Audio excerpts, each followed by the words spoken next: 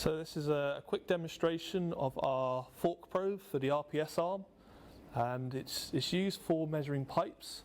So you can see here on the table in front of me, I've got the fork and I've also got a pipe.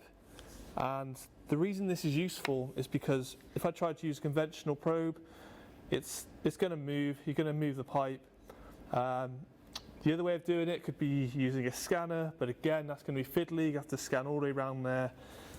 So the way the laser fork works is I just feed in and I feed out, and it's not touching the pipe, and we've got a series of lasers which, when they're broken, it takes the measurement. So that's why it's particularly good for the pipes. And we are using actual software, and if we just switch over to the software now, I can show you how it works. Okay, so if we're looking at the software, what I do is I just click on tube, and I'm just going to use the wizard. So I can click wizard up here, and here I can enter the values for my pipe.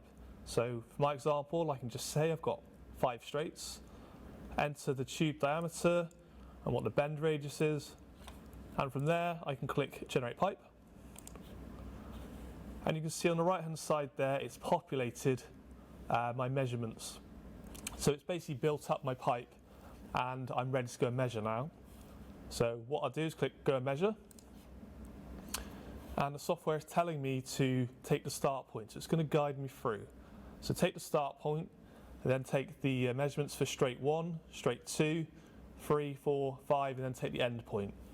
And once it's got the end point, it will generate my pipe. So that's what I'm going to do now. I'm going to go ahead and measure the pipe with the arm.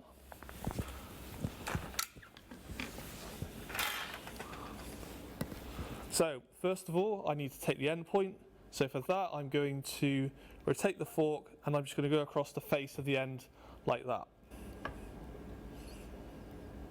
Okay, so that's the end face I've taken, and now I need to take the first straight. So for that, I just go into the pipe and then out of it.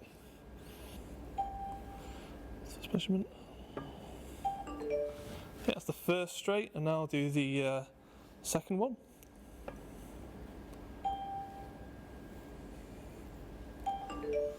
Okay, now we're going to go on to the large straight.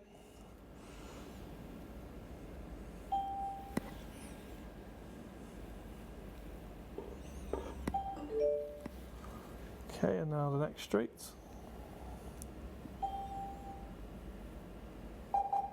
Oops.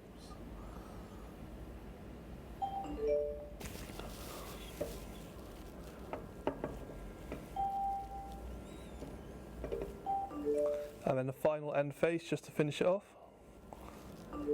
There we go. Okay, so now looking at the software, you can see we have a graphical representation of our pipe, of what we've measured, and you can see it's put the bends in, and we've got our results in the lower left here in this grid. So we can click through what's been measured, and we can see whether it's in tolerance or out of tolerance. We can actually put this all together in a report, so just to show you the sort of thing we get. There's the graphical representation of it. We can go to the results and we can have a look at our report, and there we can put our company logo on there, our information about the part. We just automatically generated some images, and we get our results in a table just at the bottom here. And you can see it includes things like the length of the measured tube, and then we can put tolerances on it, the total bend, total rotation, and we can display the information we need to.